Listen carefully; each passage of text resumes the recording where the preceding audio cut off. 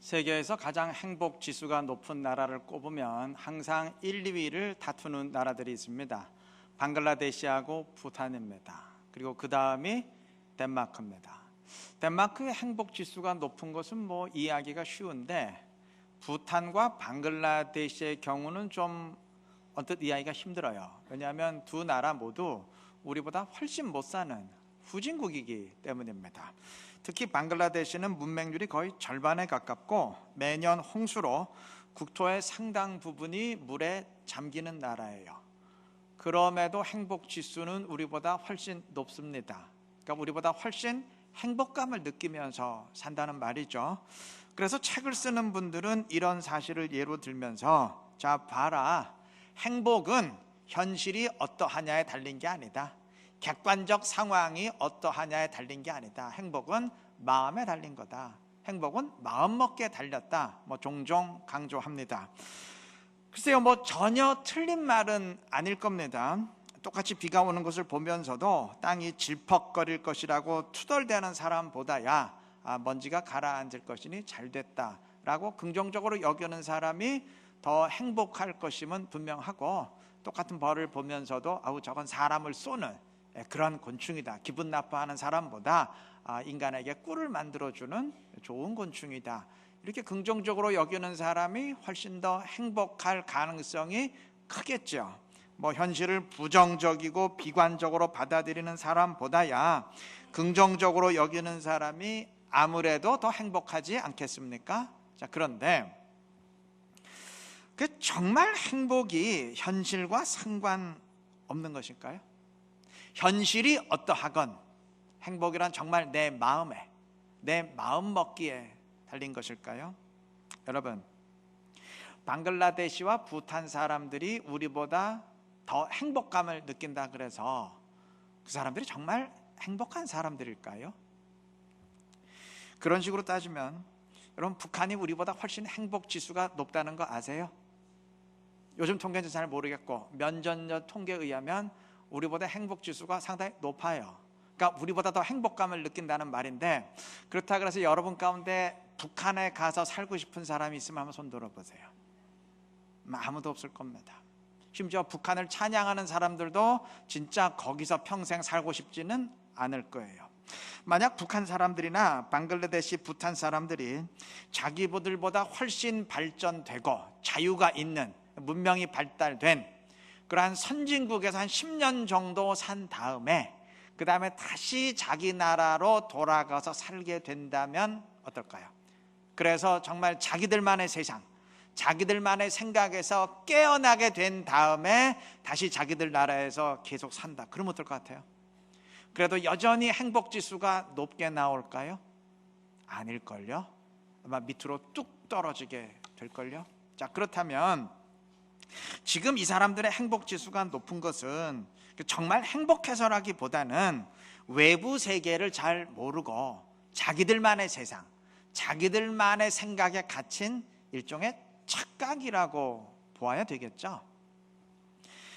아마 반박하실 분이 있을 거예요. 아니 착각이면 어떻습니까? 착각이든 아니든 여하튼 본인이 행복하다고 진짜 느끼면 그게 행복 아닙니까? 반박하실 분 있으실 것 같은데, 여러분, 그런 논리로 따지면 세상에서 제일 행복한 사람이 누군지 아세요? 흔히 말하듯 정신적으로 미친 사람들입니다. 이 사람들, 다른 사람은 불쌍하다고 말할지 몰라도 본인들은 항상 기뻐합니다. 그래서 이러한 사람들은 제가 듣기로는 의학적으로도 결코 암에 안 걸린다고 합니다. 남들은 어떻게 생각하건 여하튼 본인들은 그 어떤 스트레스도 없고 항상 기쁘기 때문에 결코 의학적으로 암에 안 걸린다고 합니다. 그러나 그렇다 그래서 이렇게 정신적으로 이상한 사람들을 가장 행복한 사람이다, 진정 행복한 사람이다 말할 수 있을까요? 아니죠. 그건 역시 뇌의 이상으로 인해서 현실을 제대로 판단하지 못하는 그건 착각이지 진정 행복한 것이라 말할 수는 없을 것입니다. 착각은 행복이 될 수 없지요. 저는 행복은 현실에 달려있지 않다, 행복은 내 마음이다, 내 마음먹기에 달렸다라고 강조하는 사람들 볼 때마다 좀 의문이 들어요. 여러분, 사람의 마음이 그게 그렇게 믿을 만한 것인가요? 사람의 마음이 그게 그렇게 견고한 것입니까? 제가 예전에 이야기했던 것 같은데 좀 다른 예를 찾고 싶었는데 더 적절한 예를 제가 찾지를 못했어요. 그래서 한번 반복해 보겠습니다. 예전에 KBS 방송국이 제작한 그 다큐멘터리 마음이 아주 화제를 불러일으키면서 방영된 적이 있었어요. 그 내용이 동일한 제목, 마음이라는 동일한 제목으로 출판이 되었는데 제가 읽어보았더니 그 가운데 이런 내용이 있어요. 암으로 사형 선고를 받은 라이트라는 사람이 암의 효과가 있다는 크레비오젠이 발견되었다는 소식을 들었어요. 그래서 라이트 씨는 의사에게 그것의 치료를 좀 받게 해달라고 간청을 했고 의사는 소원대로 그것을 주사해 주었습니다. 그랬더니 신기하게도 얼마 지나지 않아서 라이트 씨가 완전히 회복이 됐어요. 자, 그런데 그로부터 2달 뒤에 라이트 씨는 크로비오젠은 가짜라는 의학 기사를 읽게 되었고 그러자 암이 재발했어요. 자, 이때 의사는 이전보다 2배나 더 강력한 크레비오젠이 새로 개발되었다고 하면서 그것을 주사해 주었는데 그건 사실 거짓말이요, 그냥 물이었습니다. 물. 그런데도 라이트 씨의 종양은 녹았고 건강을 회복했습니다. 그러던 어느 날 라이트 씨는 크레비오젠은 아무런 효과가 없는 가짜라 아주 명백한 기사를 읽게 되었고 그로부터 이틀 뒤에 사망했습니다. 이게 무슨 만화 같은 얘기, 무슨 뭐 개그 콘서트에나 나올 얘기 같은데 이게 농담이 아니고 만화가 아니고 실제 있었던 이야기입니다. 실화입니다. 실화.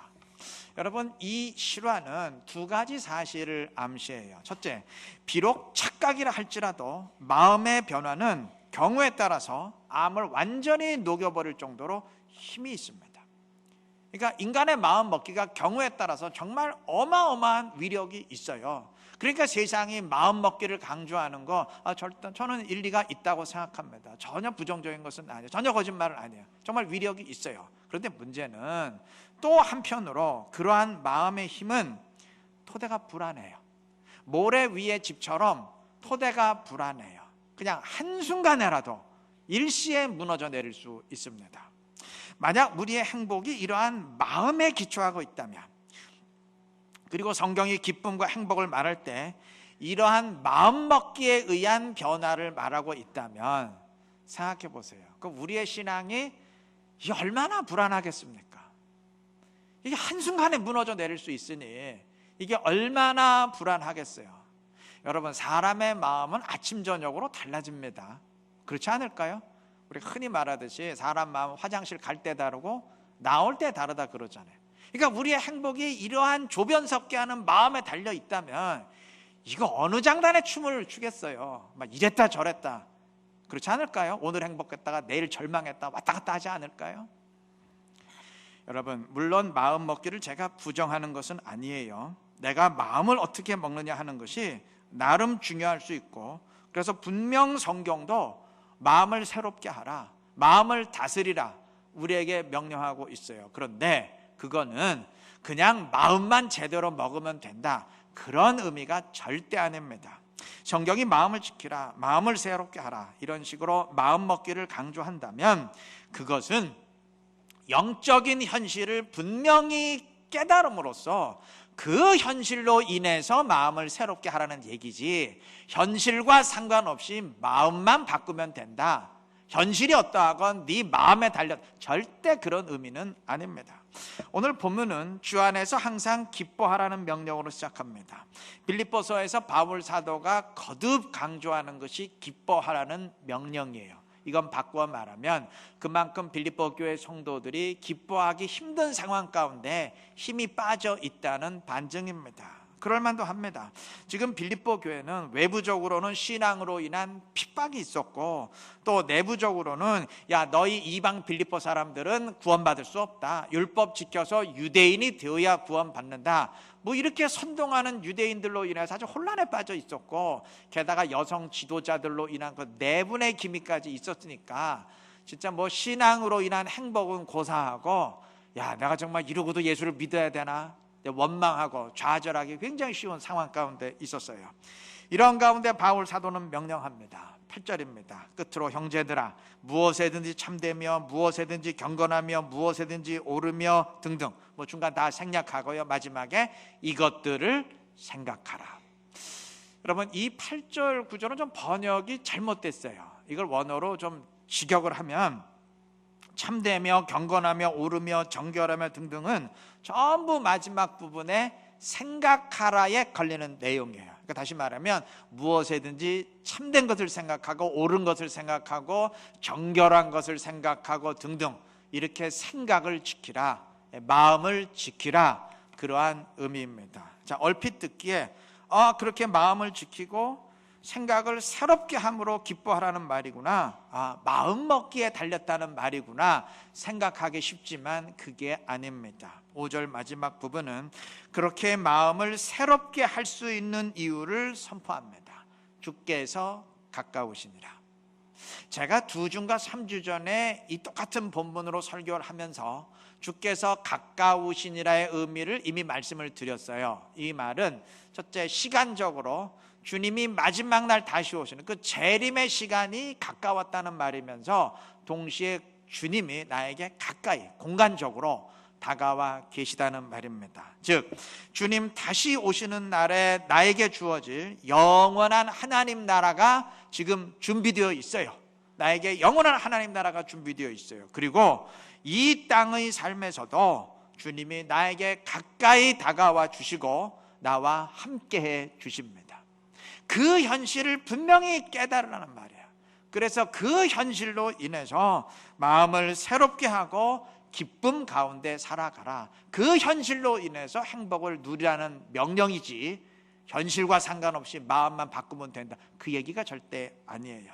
바로 이 점에서 성경이 말하는 기쁨과 행복은 세상의 긍정심리학이나 적극적인 사고방식이 말하는 기쁨, 행복과 아주 본질적인 차이가 있습니다. 세상의 긍정심리학이 현실과 상관없는 마음먹기를 말한다면 성경은 현실로 인한 마음먹기를 말합니다. 현실을 깨달음으로 마음이 변화되는 것을 말합니다. 세상의 긍정심리학이 현실을 재해석하라고 강조한다면 성경은 현실을 재해석하라가 아니라 분명한 현실, 정확한 현실을 보라, 현실을 똑똑히 보라, 우리에게 명령합니다. 마음을 강조하는 점에서는 동일하지만 근본 전제 자체가 달라요.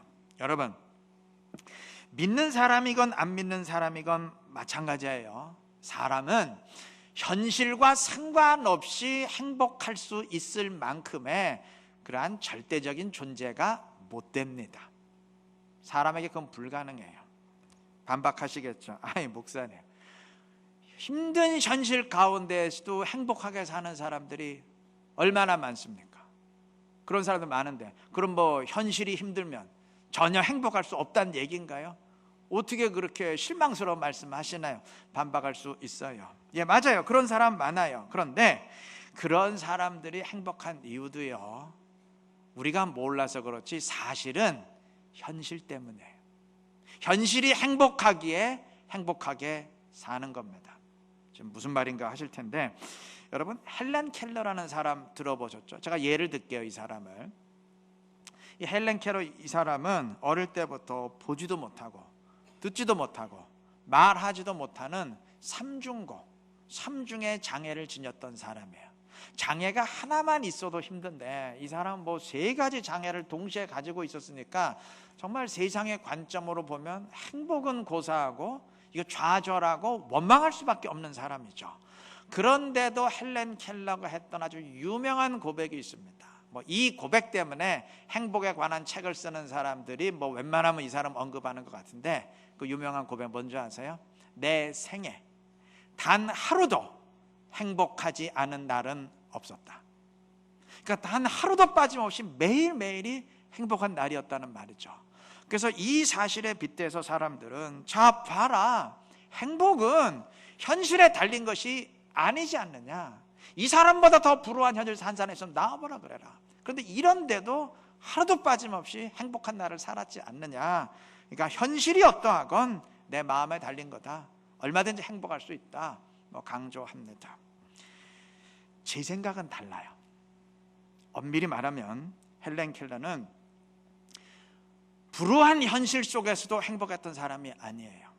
행복한 현실을 살았기에 행복했던 사람입니다. 이게 지금 무슨 소리인가 하실 텐데 이제 설명을 하죠. 헬렌 켈러가 삼중고의 삶을 살았던 것은 사실이에요. 그러나 그러한 장애에도 불구하고 헬렌 켈러는 불굴의 의지로 노력해서 일반 사람들도 가기 힘든 하버드 대학을 졸업했어요. 그리고 이후엔 유명한 작가로서, 그리고 교육자로서, 그리고 장애인들을 위한 사역자로서, 사회운동가로서 아주 활발한 활동을 함으로써 많은 사람들에게 감명을 주었습니다. 다시 말해서 그녀는 자신의 현실을 가치 있고 의미 있는 현실로 만들어 갔어요. 여러분, 사람은요, 자신의 삶에서 의미와 가치를 느낄 때 행복합니다.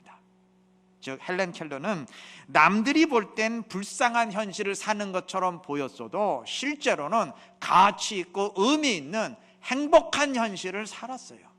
때문에 그 행복한 현실로 인해서 행복했던 것이지, 현실은 불행했는데 그냥 마음만 긍정적으로 생각했기에 행복했던 게 아니에요. 사람은 그 누구가 마찬가지예요. 행복한 현실 때문에 행복한 것이고 불행한 현실 때문에 불행한 겁니다. 현실은 불행한데 나는 행복한 사람이야, 나는 행복한 사람이야. 아무리 그렇게 매일 되뇌인들 행복해질 수가 없는 거예요. 만약에 정말 그렇게 세뇌를 당해서 행복해진다면 그건 착각이죠. 여러분, 세뇌가 착각이지 이게 진짜 행복입니까? 만약 헬렌 켈러가 자신의 현실을 그렇게 의미 있는 현실로 바꾸어 가지 못했다면, 다시 말해서 자신이 행복할 수 있는 현실로 만들지 못했더라면 단 하루도 행복하지 않은 날이 없었다는 고백은 아마 반대로 단 하루도 행복한 날이 없었다, 그렇게 바뀌었을 겁니다. 그 누구에게도 행복과 현실은 분리될 수 없어요. 아까 말했듯이 사람은 자신의 삶에서 의미와 가치를 느낄수록 행복합니다. 보잘것없는 삶을 사는 것 같은데도 행복하게 산다면 그럼 필시 외부 사람은 몰라도 본인은 의미 있고 가치를 느낄 수 있는 현실을 살아가고 있기 때문일 겁니다. 이건 뒤집어 말해도 사실이에요. 뒤집어 말해도 사실입니다. 만약 어떤 사람이 의미와 가치를 느끼지 못하는 삶을 산다면 그 사람 절대 행복할 수 없습니다. 그러한 면에서 볼 때 그리스도인들은 진정 축복된 사람들입니다. 왜냐하면 가장 의미 있고 가치 있는 현실을 살아갈 수 있는 조건이 완벽하게 충족된 사람들이기 때문입니다. 영원한 하나님 나라가 나에게 준비된 현실이 있고 주님이 나에게 다가와 계시는 현실이 있습니다. 그것을 깨닫는 그리스도인들에게 이 땅의 현실은 세상 사람들과는 전혀 차원이 다른 의미와 가치를 지니게 돼요. 그리스도인들이 주 안에서 기뻐하고 행복할 수 있는 이유입니다.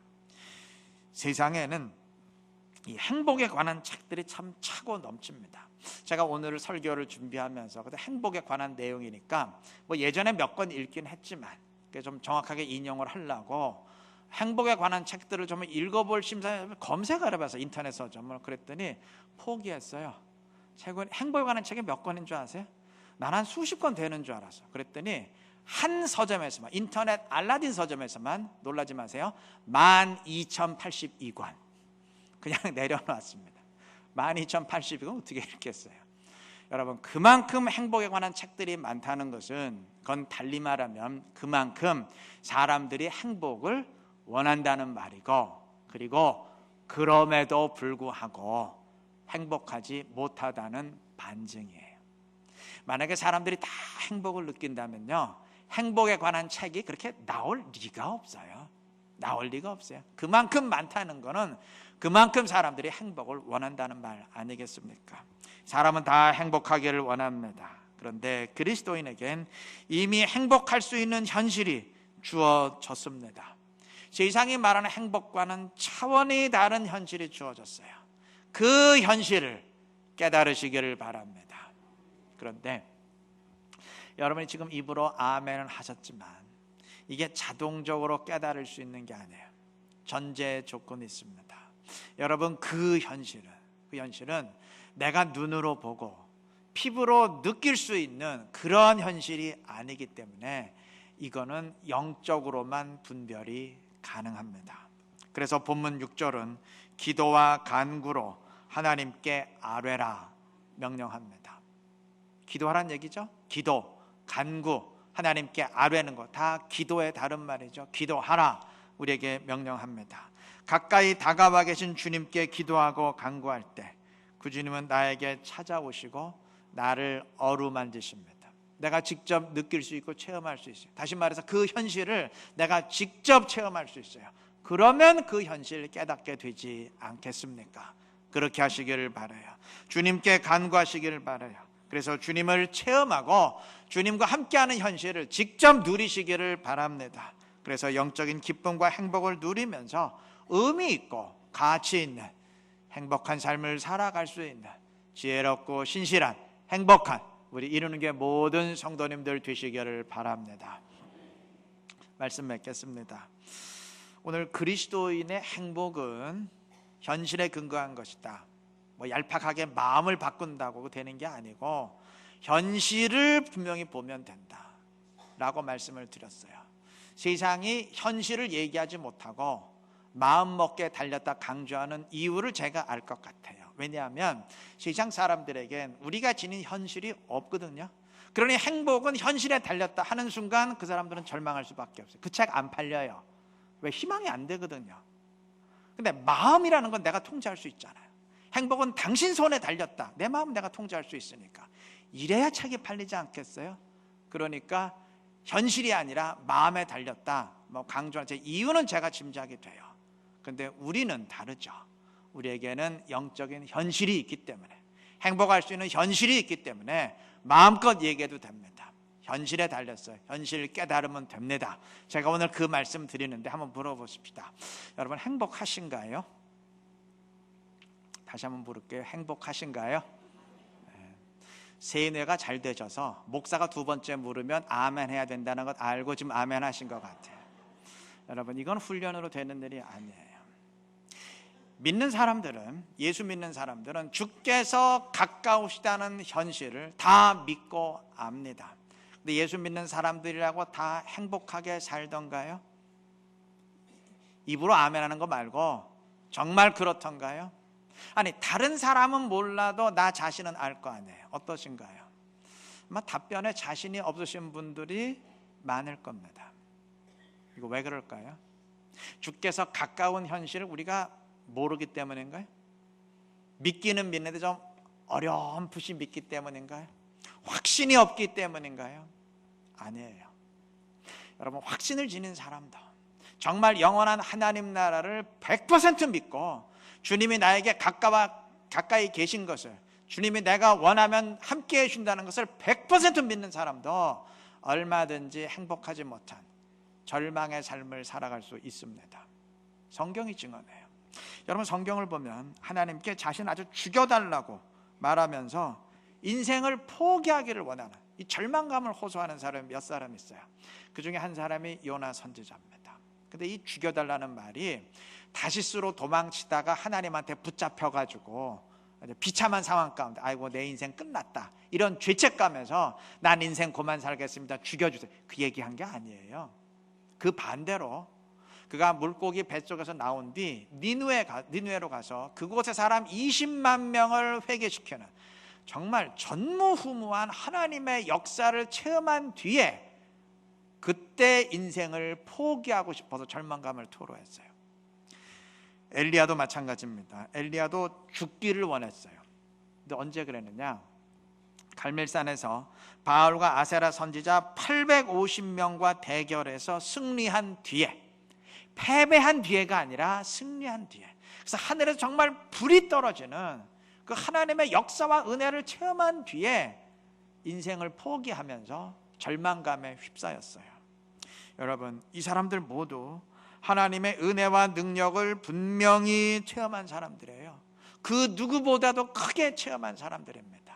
이들에게 하나님의 존재는 추워도 의심할 바 없는 사실이었어요. 이 사람들에게 하나님의 은혜와 하나님의 능력, 그리고 하나님이 함께 해주시면요, 그 누구도 부인할 수, 추워도 의심할 바 없는 사실이었어요. 그런데 이러한 사람들도 사람인지라 순간순간 방심할 수 있었어요. 그 순간만큼은 인생을 그만 살기를 원하면서, 인생을 포기하기를 원하면서 절망스러운 현실을 살았습니다. 여러분, 영적 현실을 확신하고 체험하는 사람이라도 얼마든지 행복하지 못한 절망의 삶을 살 수 있습니다. 나를 위해 준비된 하나님 나라를 의심 없이 믿고 주님과 동행하는 사람이라도 경우에 따라선 얼마든지 절망에 휩싸인 삶을 살아갈 수 있습니다. 그것이 죄의 본능을 지닌, 죄의 성을 지닌 우리의 한계입니다. 그 누구라도 순간순간 주님의 손을 놓칠 수 있어요. 여러분, 엘리야가 성령 충만했고 요나가 니느웨도 전다 분명 성령 충만했지만 한 번 성령 충만해도 그 영원히 성령 충만한 거 아니에요. 어저께 성령 충만했어도 오늘 주님의 손을 놓칠 수 있어요. 누구라도 마찬가지입니다. 그 순간만큼은 절망의 생각에 함몰당할 수 있고 인생을 나는 포기하겠다, 그대로 갔으면 자살했겠죠. 얼마든지 그러한 절망의 현실을 맞이할 수 있는 겁니다. 성령의 충만함은 한 번으로 영원한 것이 아님을 알아야 될 것입니다. 주님과 동행하는 체험은 한 번 체험했다고 영원히 보장된 것이 아니라는 사실을 우리 명심해야 될 것입니다. 언제라도 주님과의 거리가 멀어졌다고 느껴질 때 즉각 주님께 엎드려야 됩니다. 우리가 성령 충만해도 그러나 순간순간 내가 좀 이상하다 느껴질 땐 즉각 주님께 돌이켜야 되는 이유입니다.